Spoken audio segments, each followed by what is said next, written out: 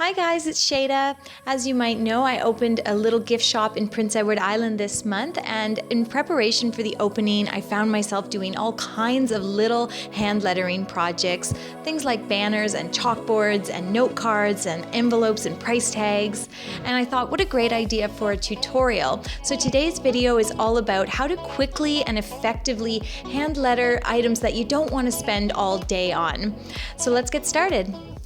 Okay, so here we are in the shop. I've got my workstation set up on the counter here, and I'm just starting with a few little pieces of cardstock. And one of the things that I really want to get across today is that you don't need any fancy equipment. If you want to hand letter a little envelope or a quick birthday card, all you really need is a black pen. Not a ballpoint, but just a nice black pen. And I'm going to start here by making a little sign for the shop, and I'm going to start with a technique that I've shown many times on the channel, and this is the hand-drawn border. And what you do here is you draw a border by hand by simply pulling the pen towards your body. So you're going to rotate the card so that you're always pulling the pen towards your body, and it's just a great example of the wabi-sabi nature of doing things by hand. It always comes out looking great. So I'm going to say that I'm making a little price card for my potato soap that I have on the counter. I'm going to start it here now that I have my border. First of all, it's always best to do these quick designs in pencil. It's just going to save you time because you can plan it out, then you can go over it in pen, and then you can erase whatever you don't like or erase your original outline. Now, as I begin, I'm thinking about two things. I'm thinking about mixing fonts, so I'm going to pick a couple fonts that I think are easy, and then I'm just going to mix it up. So different words, different fonts. That's going to give you a lot of bang for your buck, and you don't need to get crazy with the fonts. Just pick some different ones that you feel are achievable.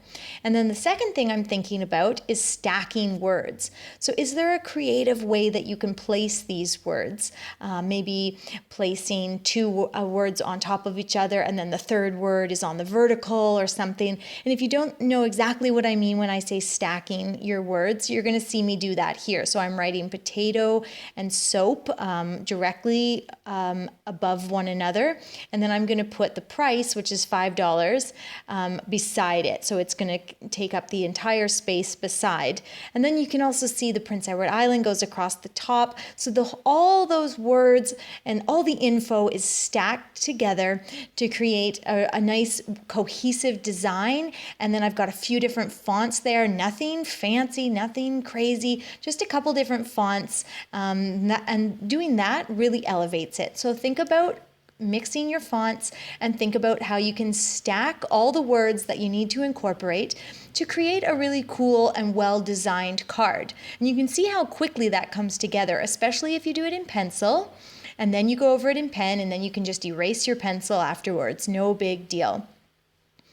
And then one last thing that I would ask you to think about is a shadow. So this is another great way to highlight one word. And it's also really foolproof. So when I do this shadow, especially on these quick pieces, I'm not taking the shadow out from the letters. All I'm doing is thickening one side of the letter. So you can choose the right or the left side, and you're just going to take your pen and just add a little thickness on that side, and it really helps one word to pop.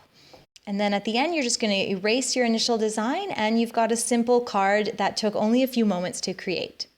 So now I'm going to pretend that I need to create a birthday card. It's last minute, someone's got a birthday, and I need to make a card in just a few minutes. So I'm doing my wabi-sabi perfectly imperfect border, and then I'm trying to stack my words. I'm writing happy birthday baby. I didn't like that first design. I'm going to try it again, just doing happy B-day as one line and then putting the baby underneath. So sometimes you might have to play around with it a little bit until you get the desired effect, but that's why you do it in pencil. And I love the way that a simple print and the faux calligraphy look together. It's just a nice look. And of course, I've done the Happy B-Day in just a really basic print. And then the baby is the faux calligraphy. And that, of course, is just a cursive font. And then you thicken on the downstroke to give that fake calligraphy look. So I'm happy with the way that looks. I've got a nice printed message. I've got this perfectly imperfect hand-drawn border. And now to just quickly finish off this last-minute birthday card, I want to think of something to draw. but of course it's for a guy, so I need to think of something to put on a guy's card. Lately, I've had this idea that if you need an image for a dude's birthday card or whatever, Father's Day card, you could do some American classic tattoo illustration.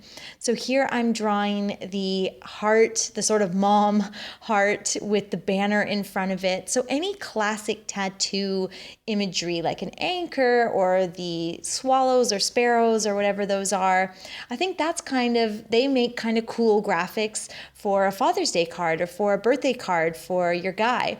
So that's what I'm doing here. It's just a very simple illustration. I'm going to write Bay in the banner there. And you can see how that kind of quickly comes together just by doing it in pencil, and you're going to keep the illustration small and simple. So you're not illustrating some giant thing. You're just doing a small graphic image. Think of it almost as an icon. I'm going to do the same on this card. I'm doing a quick pool party invite. So for any of you out there that are moms, I think your kids will get such a kick out of you doing invites for them. And even if it's, for their birthday party or whatever, it doesn't have to take you hours and days to create a party invite that you can photocopy or scan into the computer. Just perfectly imperfect border, a little lettering, and then a small graphic image will really pop. And what helps it pop is all that negative space around it. So you're doing yourself a favor by leaving all that blank space. And then here is another idea. When you go to color in your image, if you have sort of an iconic image, like a watermelon, try switching up one color. Instead of green skin, I'm doing blue. And that's kind of an illustrative decision that you can make as the illustrator that will really make your image pop, and it will really elevate it. Okay, and I just have one more quick trick to share with you. If you need to make a small sign, say you want to do a chalkboard sign, or here I'm going to do an open sign. The best thing you can do to make it fast and effective is draw a border. So negative space, as I always say, is almost as important as the letters or the illustration themselves. So what I've done here is I've just done a hand-drawn border in pencil around the outside of the sheet, and then my letters go inside of that border. And that is going to make all the difference. You don't even have to worry about equal letter spacing. Just put your border on there, and it's going to make your project come together a lot easier. For those of you that are just getting into lettering, I'm sure you're finding quickly that hand-lettered projects are such a part of everyday life. Things like addressing an envelope or quickly making a little birthday card instead of buying it are so achievable and fun, and it's heartfelt and thoughtful, and you can make some really beautiful stuff. So work with these tips and tricks that I've shared, and please develop some of your own. Let me know in the comments what helps you get a piece done quickly and effectively so that you can do hand-lettered work and it's not a big deal. It's not intimidating. Thank you so much for watching today, guys. Don't forget to hit that subscribe button. There's new lettering and illustration videos every Friday, and I will see you next week with a new tutorial.